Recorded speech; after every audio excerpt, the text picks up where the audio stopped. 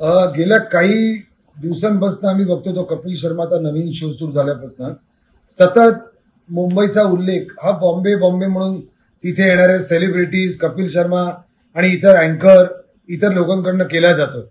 याचा आम्ही निषेध करतो।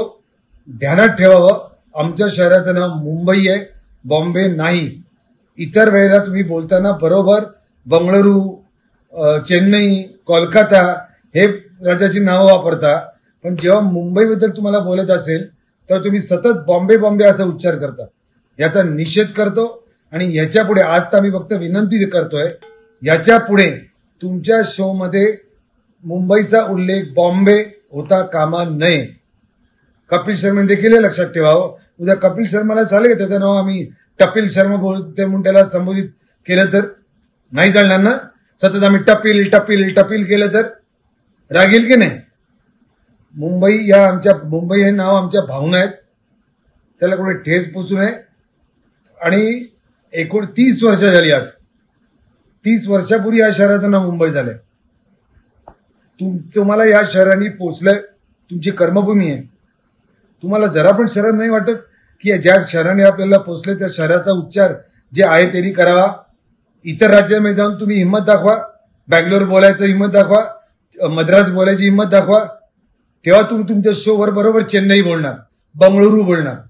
मग इथेच का? यापुढे लक्षात ठेवा, मुंबईचा सन्मान राखला गेलाच पाहिजे।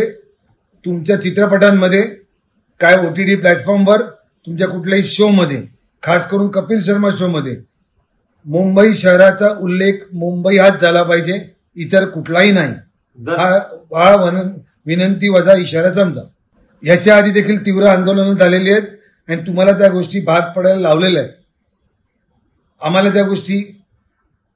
आम्ही ज्या गोष्टी करू त्या तुम्हाला येत्या काळामध्ये दिसेल आणि तुम्हाला एवढी खुमखुमी असेल तर तुम्ही करून दाखवा। याच्या पुढे 1995 साली जर का राज्य सरकारचा निर्णय असेल आणि त्याला केंद्र शासनाने 1996 1997 साली जर का मान्यता दिली असेल तर आज एवढी वर्ष झाली त्याचा पाठपुरावा करून तुम्हाला या शहराचं नाव मुंबई आहे हे या लोकांना सांगता येत नाही।